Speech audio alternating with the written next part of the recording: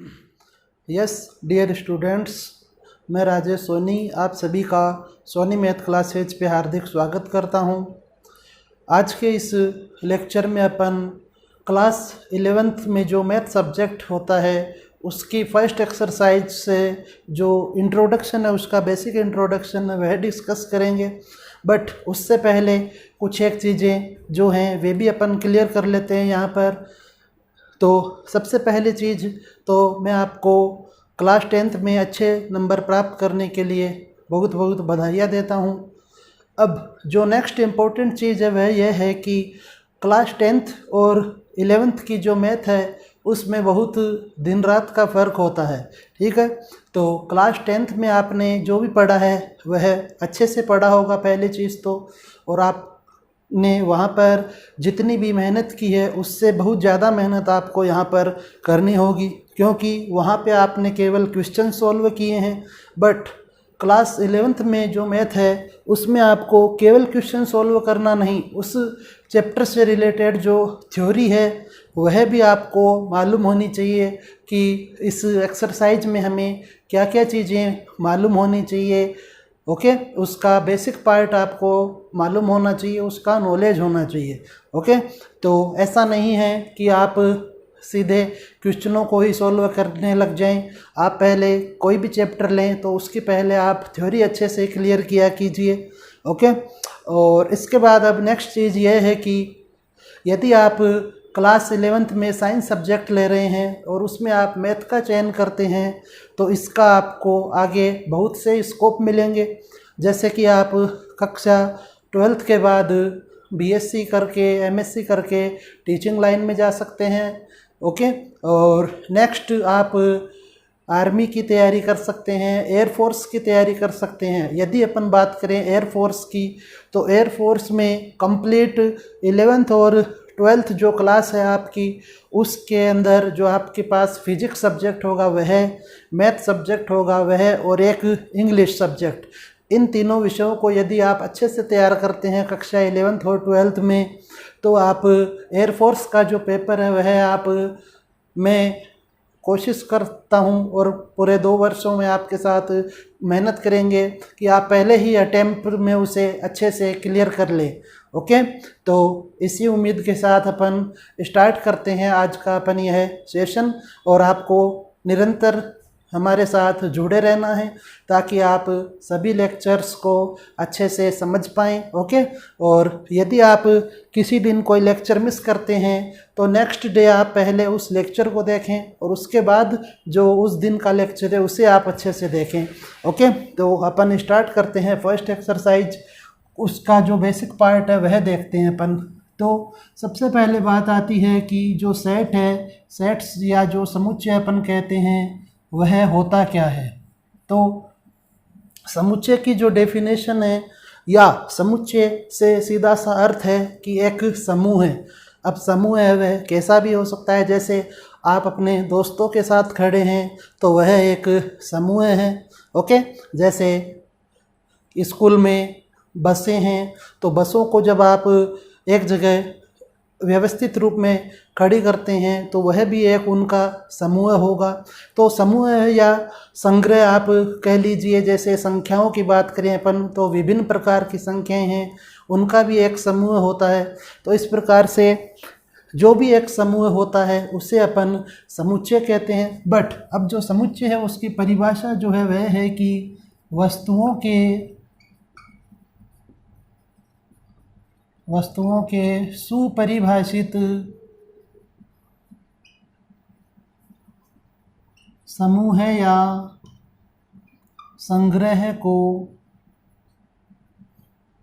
समुच्चय कहते हैं। ओके, अब यहाँ पर एक वर्ड आ रहा है आपका सुपरिभाषित। तो यहाँ पर सुपरिभाषित का तात्पर्य यह है कि उस समुच्चय में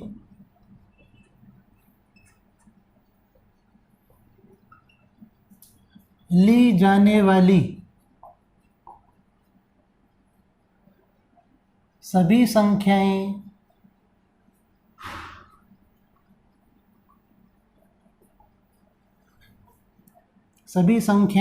अथवा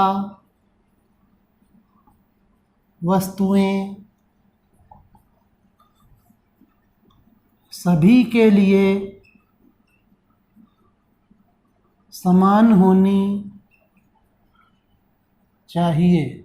ओके, चाहे वह कोई भी पर्सन बनाए वह समुच्चय, वह उन सभी वैल्यूज को उसमें शामिल करें जो अदर व्यक्तिज भी उसे शामिल करेंगे। जैसे आपको कहा जाए कि आपकी कक्षा के अच्छे विद्यार्थियों का समूह है। ओके, तो यहाँ पर अब अच्छे विद्यार्थियों से उनकी क्वालिटी से निष्कर्ष निकाला जा रहा है। ओके, अर्थात जैसे कुछ विद्यार्थी हैं वे पढ़ाई में अच्छे होते हैं, कुछ विद्यार्थी हैं वे सिंगिंग में अच्छे होते हैं, कुछ विद्यार्थी स्पोर्ट्स में अच्छे होते हैं।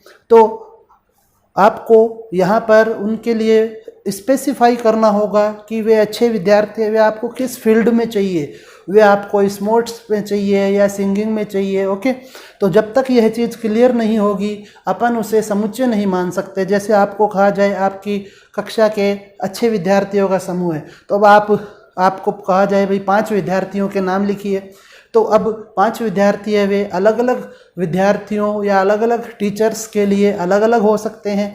तो वह एक जो समुच्चय बन रहा है उसमें निश्चित विद्यार्थी नहीं है, वे सभी के नज़रिए के द्वारा अलग अलग विद्यार्थियों का चयन हो रहा है।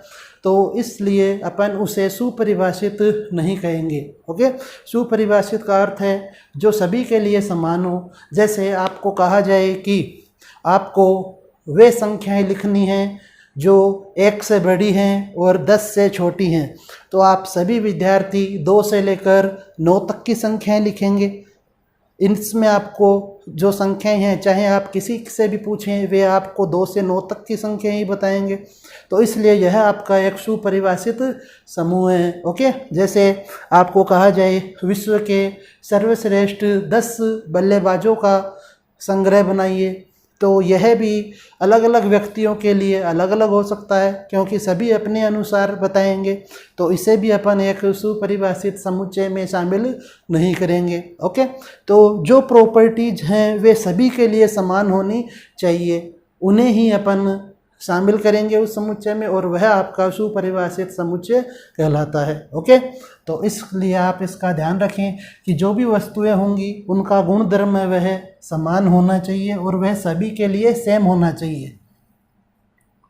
इसके बाद में अब नेक्स्ट जो बात आती है कि जो समुच्चय है उसे समुच्चय को अंग्रेजी वर्णमाला के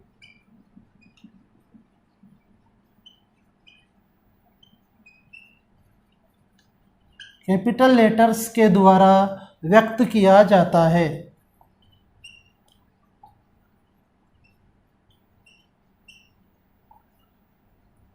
ओके, यह आपको मालूम होना चाहिए कि जब अपन समुच्चय को डिफाइन करेंगे तो वहाँ पे हमें कैपिटल लेटर का प्रयोग करना होता है। जैसे आप कुछ भी ले सकते हैं, capital A, capital B, capital C, P, R, X, Y, but जो वैल्यूज हैं या जो आप लेटर ले रहे हैं वह आपका हमेशा कैपिटल होना चाहिए, इस बात का आप ध्यान रखें। नेक्स्ट चीज़ जो आपको ध्यान में होनी चाहिए वह है कि समुच्चय को व्यक्त करने के लिए मझला कोष्ठक का प्रयोग किया जाता है। ओके,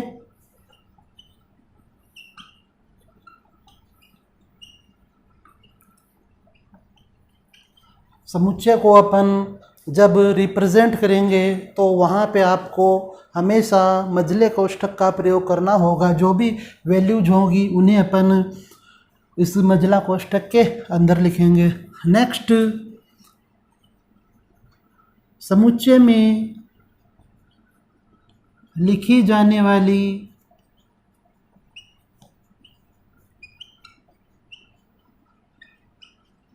वस्तुएं या जो संख्याएं हैं आपकी,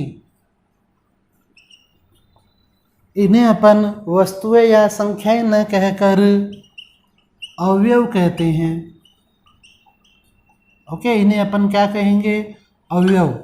ओके, नेक्स्ट आप यहाँ पर ध्यान रखें कि समुच्चय में लिखे जाने वाले अवयव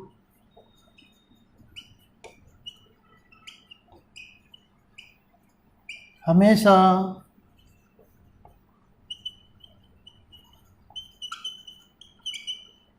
स्मॉल लेटर्स में होंगे। ओके, इसका आप ध्यान रखें इन बातों का। पहली चीज़, जब भी आप समुच्चय को व्यक्त करेंगे तो वह आपका कैपिटल लेटर के द्वारा व्यक्त होगा। नेक्स्ट, समुच्चय को व्यक्त करने के लिए हमें मझला कोष्ठक को यूज में लेना होता है। थर्ड थिंग जो आपको ध्यान में रखनी है कि समुच्चय को जब आप व्यक्त करते हैं तो उसमें जो संख्याएं लिखी जाती है, जो उन्हें अपन संख्या या वस्तुएं नहीं कहकर उन्हें अवयव कहेंगे, और अवयव हमेशा जो है आपके स्मॉल लेटर्स में लिखे जाएंगे। और नेक्स्ट चीज़ आप यहाँ पर ध्यान दें कि जो समुच्चय में जितने भी अवयव लिखे जाएंगे, समुच्चय में लिखे जाने वाले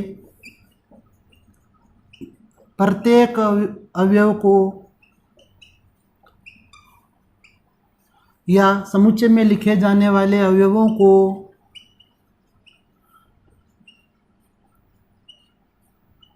कोमा के द्वारा पृथक किया जाता है। ओके, इसका भी आप विशेष ध्यान रखें कि समुच्चय में जो भी संख्याएं लिखी जाएंगी या जो भी अवयव होंगे वे आपको हमेशा कोमा के द्वारा पृथक करने होंगे।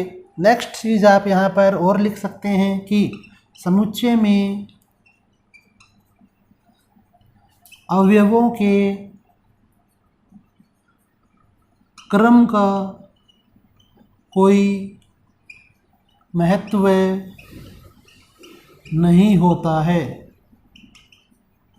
ओके, अर्थात अपन अवयवों को आगे पीछे लिख सकते हैं, एक निश्चित क्रम में लिखा जाना आवश्यक नहीं है। ओके, तो यह आपको समुच्चय से रिलेटेड जो बेसिक चीज़ें हैं वह नोट करनी है आपकी नोटबुक में। पर साथ ही साथ आप एक चीज़ का और विशेष ध्यान रखें कि आप डेली जो भी आपको लेक्चर में पढ़ाया जाए उसे अच्छे से समझे पहले, और साथ ही साथ उसे अपनी नोटबुक में नोट भी करें डेली का डेली। ओके, ताकि आपको वह रनिंग में रहे आपको यदि कोई प्रॉब्लम हो तो आप पीछे अपनी नोटबुक में देख सकें कि भाई ये क्या होता है जो भी चीज़ हो। तो अब इसके कुछ एग्जाम्पल लेते हैं। जैसे आपने लिखा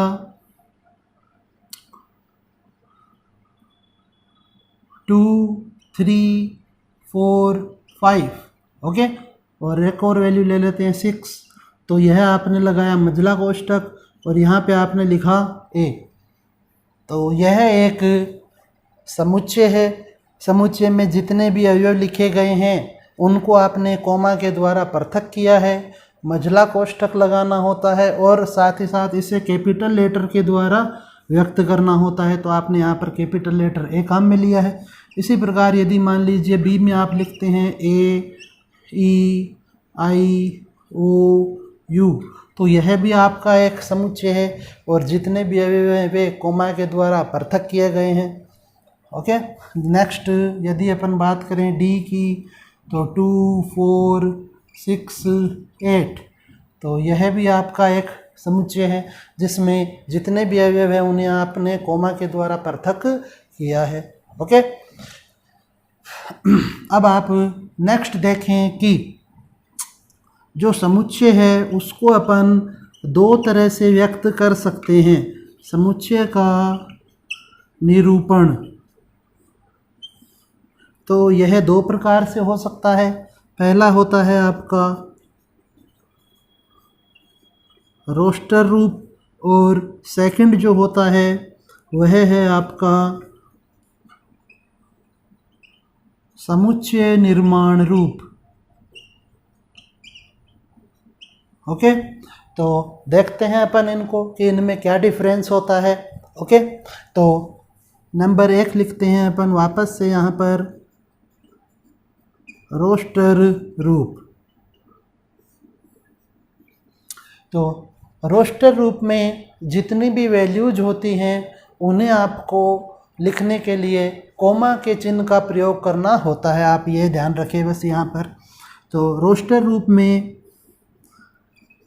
इसमें समुच्चय के अवयवों को कोमा के द्वारा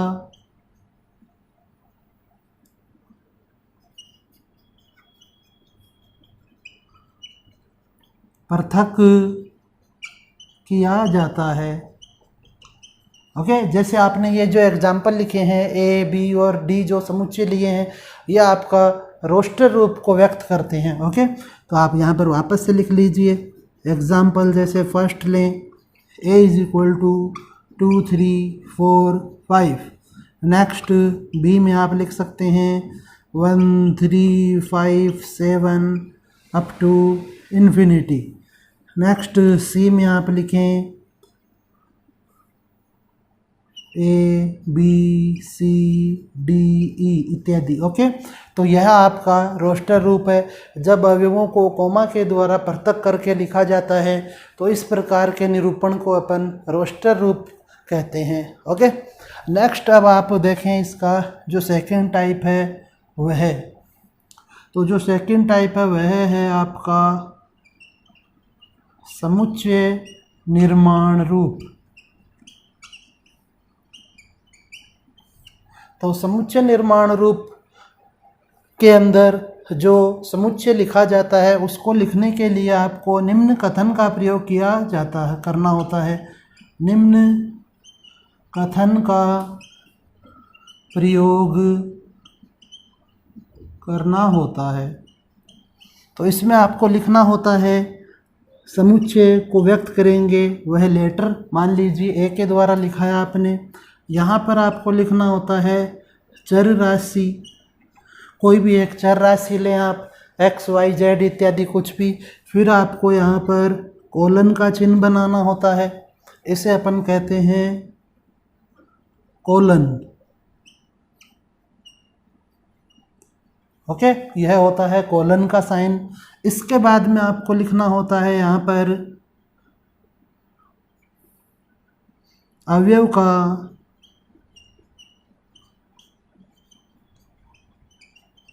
गुणधर्म। ओके, चर राशि को व्यक्त करने के लिए अपन जो संख्या ले रहे हैं उसका आपको यहाँ पर गुणधर्म व्यक्त करना होता है कि वह गुणधर्म क्या होगा। जैसे आपने मान लीजिए आपने लिखा कि हमें अंग्रेजी वर्णमाला के जो भी स्वर हैं उनका एक समुच्चय बनाना है और वह भी समुच्चय निर्माण रूप में बनाना है यदि, तो आप लिखें ए, चर राशि लेनी है आपको, तो यह एक्स वाई जेड, आप इस प्रकार से इनमें से कुछ भी ले सकते हैं। तो आपने लिखा एक्स। अब आपको यह डिफाइन करना है कि यह एक्स किस लिए लिया जा रहा है।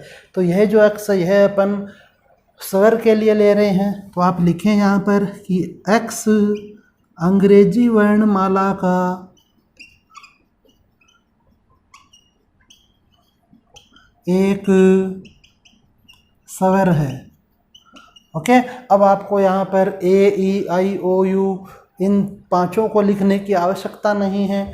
यह जो x है यह उन पांचों को व्यक्त कर रहा है कि यदि अपन x की जगह a पुट करें तो a अंग्रेजी वर्णमाला का एक स्वर है, ई को लें तो ई अंग्रेजी वर्णमाला का स्वर है। तो जब आपको वैल्यूज नहीं लिखनी होती है, उन्हें एक स्टेटमेंट के रूप में लिखना होता है, तो वहाँ पे अपन समुच्चय निर्माण रूप का प्रयोग करते हैं। या फिर जब आप इसे इस प्रकार भी समझ सकते हैं कि जब हमारे पास बहुत सारे अवयव होते हैं किसी समुच्चय में लिखने के लिए, तो वहाँ पे अपन समुच्चय निर्माण रूप का प्रयोग करते हैं। ओके, जैसे मान लीजिए आपको कहा जाए कि आपके विद्यालय में पढ़ने वाले सभी विद्यार्थियों का नाम लिखिए समुच्चय में, तो वहाँ पे अब रोस्टर रूप लिखना बहुत ही मुश्किल होगा।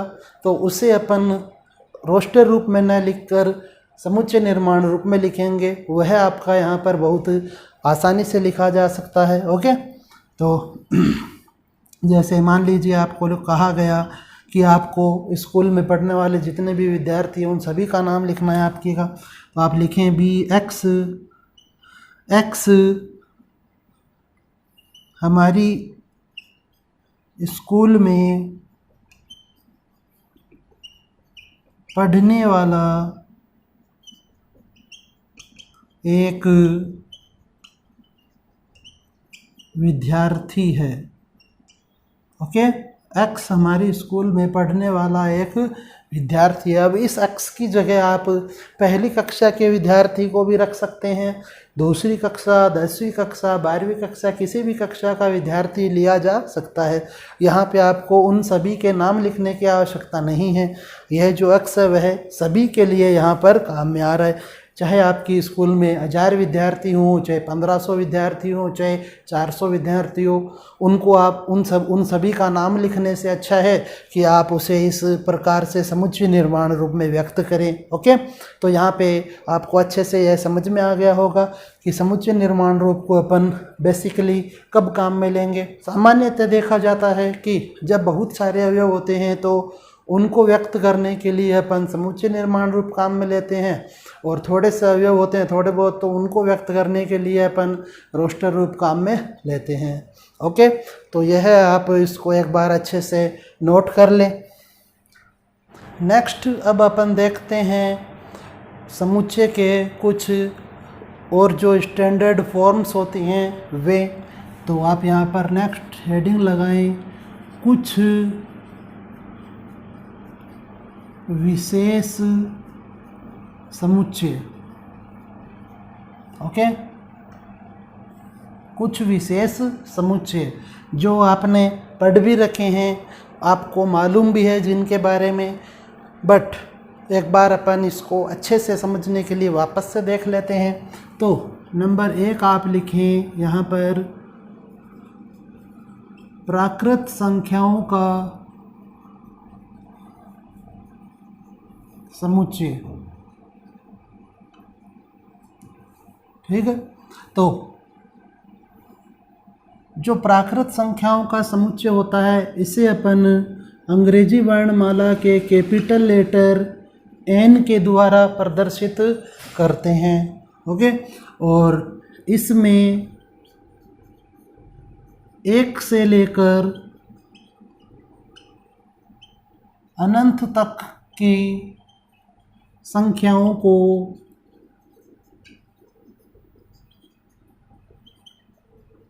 शामिल किया जाता है। जो प्राकृत संख्याओं का समुच्चय होता है उसे अपन कैपिटल एन से लिखते हैं, और उसमें 1 से लेकर अनंत तक की संख्याएं होती हैं। तो इसे आप लिखेंगे n = मजला कोष्ठक का प्रयोग होगा, 1 2 3 4 5 इस प्रकार अप टू अनंत। ये जो 3 बिंदु दिए हुए हैं ये आपको बताते हैं कि जो वैल्यू है वे हमारी अनंत तक जा रही है। ओके, तो जब आपको अनंत तक की वैल्यू लिखनी होती है तो आप वहाँ पर 3 डॉट का प्रयोग कर सकते हैं। नेक्स्ट सेकंड नंबर जो है वह होता है पूर्ण संख्याओं का समुच्चय।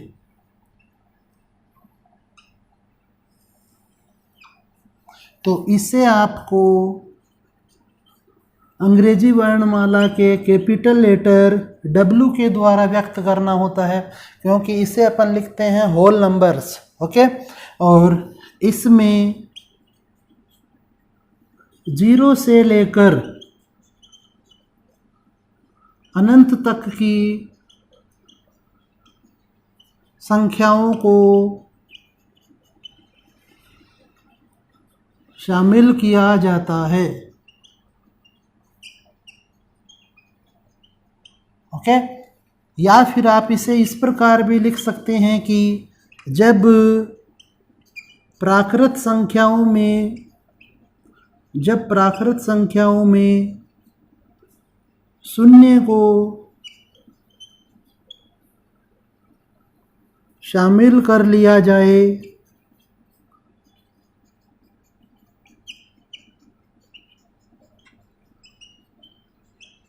तो उन्हें पूर्ण संख्याएं कहते हैं। ओके, जब प्राकृत संख्याओं में 0 को और शामिल कर लेते हैं तो वह बन जाती है आपकी पूर्ण संख्याएं। तो आप इसे लिखते हैं W के द्वारा, तो यह होता है 0 से स्टार्ट 0 1 2 3 4 5 6। ओके, और यह भी आपकी अनंत तक होंगी। तो यह आपका होता है पूर्ण संख्याओं का समुच्चय। इसके बाद में अब अपन यहाँ पर देखते हैं नंबर 3। तो नंबर 3 में अपन लेते हैं पूर्णांक संख्याओं का समुच्चय।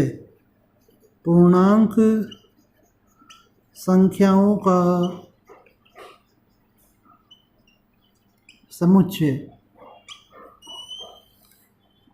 तो इसे आप लिखें कि इसे Z या I के द्वारा व्यक्त किया जाता है। चाहे आप Z लिखें चाहे आप I लिखें, कैपिटल वैल्यू होनी चाहिए क्योंकि ये समुच्चय है। और अपन ने पढ़ा है आज के इस लेक्चर में कि समुच्चय को अपन कैपिटल लेटर के द्वारा व्यक्त करते हैं।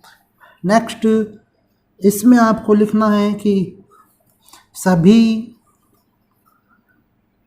या आप इसे इस प्रकार लिखें कि माइनस अनंत से लेकर प्लस अनंत तक की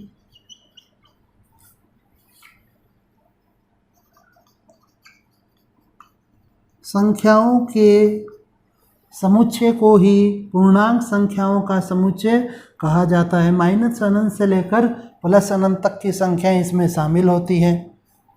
तो आप लिखें यहाँ पर Z इज इक्वल टू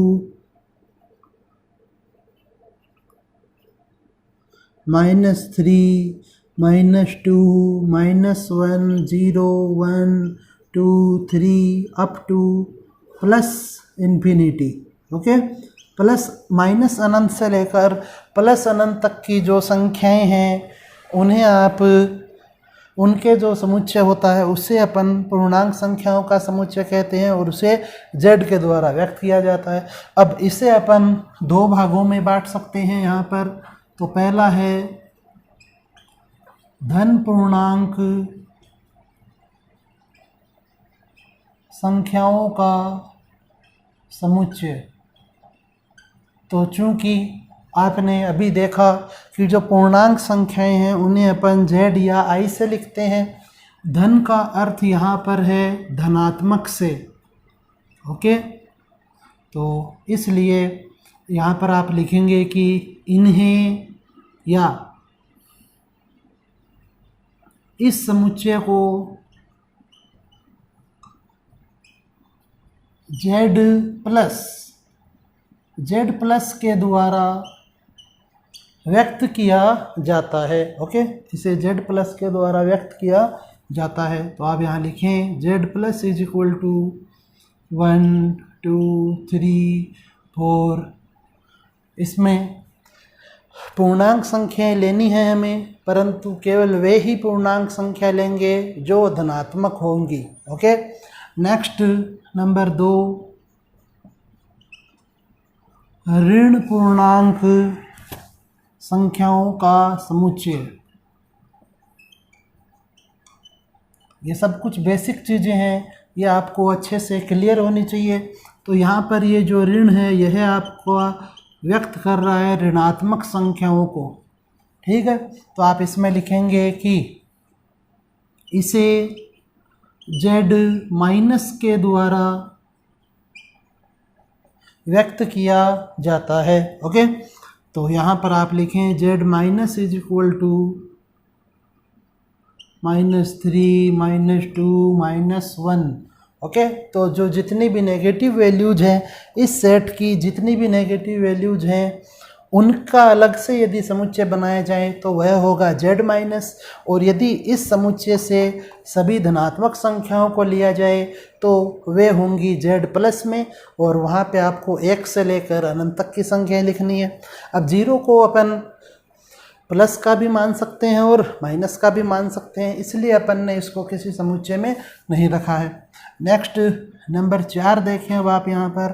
तो नंबर 4 जो है वह अपन ले लेते हैं परिमेय संख्याओं का समुच्चय।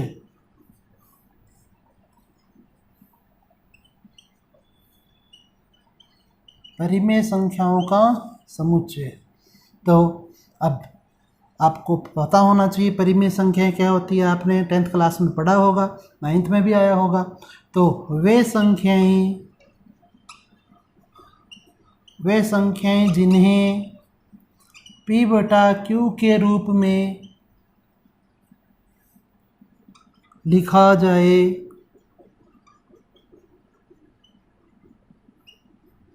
परिमेय संख्याएं कहलाती हैं। साथ ही साथ आपको ध्यान रखना है कि जहाँ जो Q है वह कभी भी शून्य के बराबर नहीं होता है। ओके, और इसे अपन कैपिटल Q के द्वारा व्यक्त करते हैं। तो यहाँ पे अब आप यदि समुच्चय बनाएं इसका, तो आप लिख सकते हैं Q इज इक्वल टू, अब इसमें ऋणात्मक संख्याएं भी हो सकती है और पॉजिटिव वैल्यूज भी हो सकती है।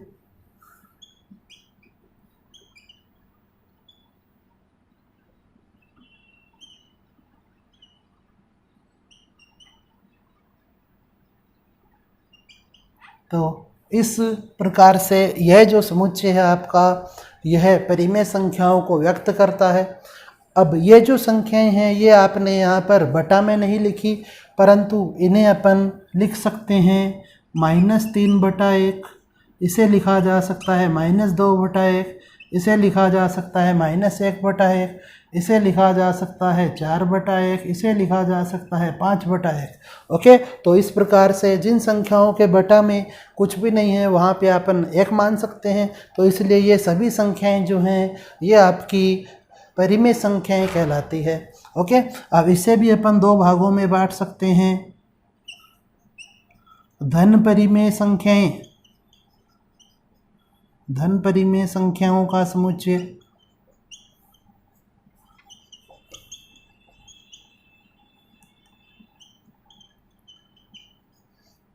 नंबर 2 ऋण परिमेय संख्याओं का समुच्चय।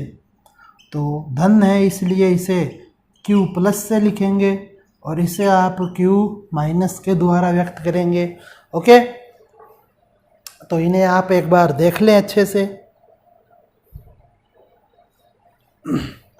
नेक्स्ट अब अपन देखते हैं नंबर 5, अपरिमेय संख्याएं या अपरिमेय संख्याओं का समुच्चय।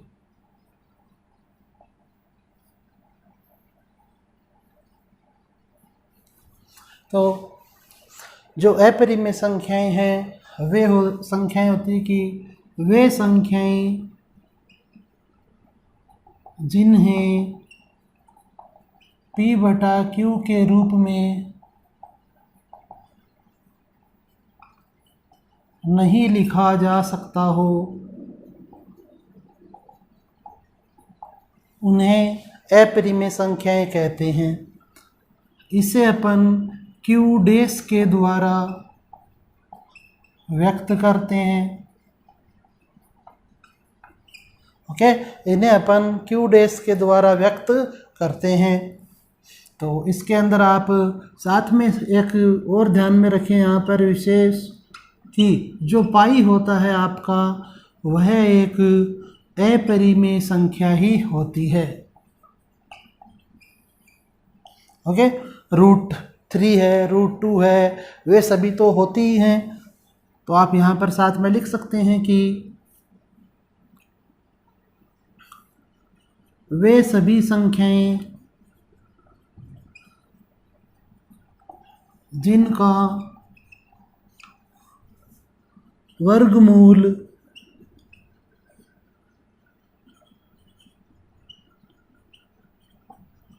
दशमलव में हो वे आपकी अपरिमेय संख्याएं कहलाती है। ओके, तो यहाँ पे आप लिख सकते हैं Q dash is equal to -√2 -√3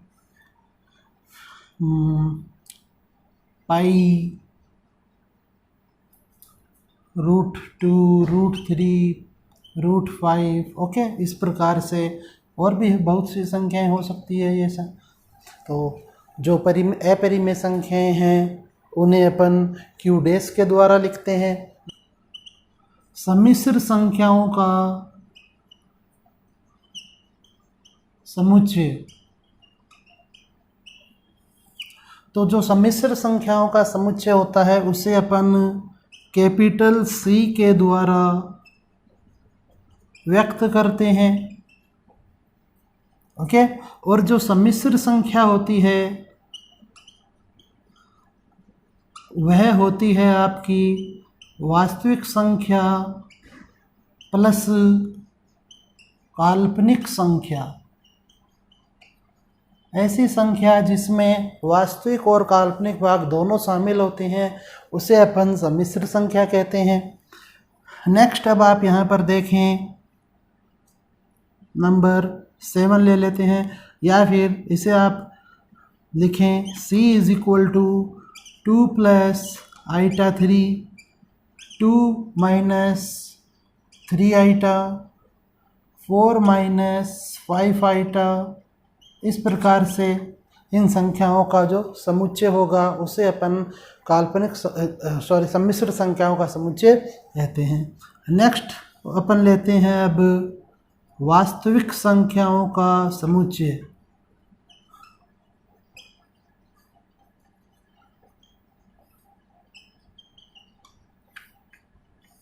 तो जो वास्तविक संख्याओं का समुच्चय होता है उसे अपन व्यक्त करते हैं कैपिटल R के द्वारा। इन्हें कैपिटल R के द्वारा व्यक्त किया जाता है, और इसमें आप सभी प्रकार की संख्याएं शामिल कर सकते हैं। प्राकृत संख्याएं भी ले सकते हैं, पूर्ण संख्याएं ले सकते हैं, अपन पूर्णांक संख्याओं को ले सकते हैं, परिमेय संख्या ले सकते हैं और अपरिमेय संख्या ले सकते हैं। ओके, तो आप यहाँ पर लिख सकते हैं कि वास्तविक संख्या जो है वह होगी आपकी परिमेय संख्या प्लस अपरिमेय संख्या। सभी परिमेय एवं अपरिमेय संख्याओं को सम्मिलित रूप से जब किसी समुच्चय में लिखा जाए तो उस प्रकार के समुच्चय को अपन वास्तविक संख्याओं का समुच्चय कहेंगे, और उसे कैपिटल R के द्वारा डिनोट किया जा सकता है। तो आप यहाँ लिखें कि R बराबर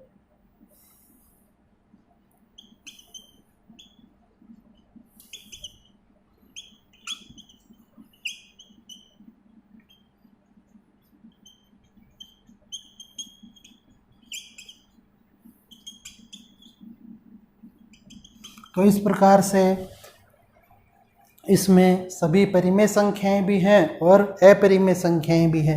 अब इसे भी दो भागों में विभाजित किया जा सकता है, धन वास्तविक संख्याएं